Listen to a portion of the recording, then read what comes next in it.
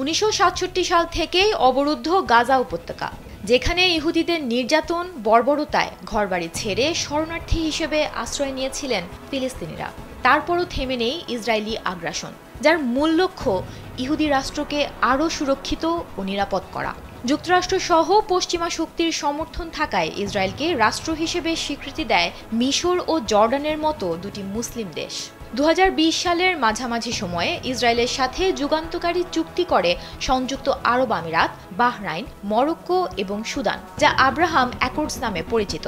এর মাধ্যমে ইসরায়েলের সাথে মধ্যপ্রাচ্যের সম্পর্কের উন্নতি হয়। চুক্তির মূল লক্ষ্য হল ইসরায়েল ও মুসলিম বিশ্বের মধ্যে দীর্ঘদিনের বৈরিতা কমিয়ে আনা এবং আঞ্চলিক স্থিতিশীলতা প্রতিষ্ঠা করা।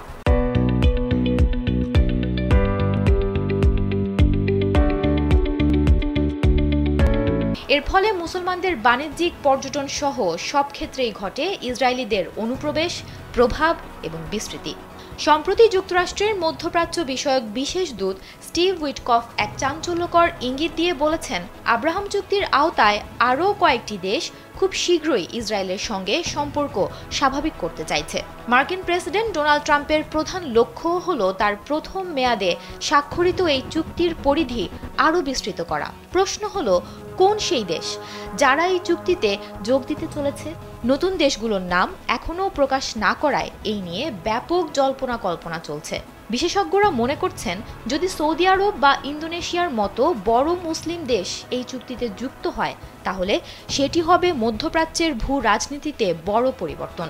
সেই সম্ভাবনার কথা জানিয়ে একটি প্রতিবেদন প্রকাশ করেছে সংবাদ মাধ্যম দ্য জেরুজালেম পোস্ট।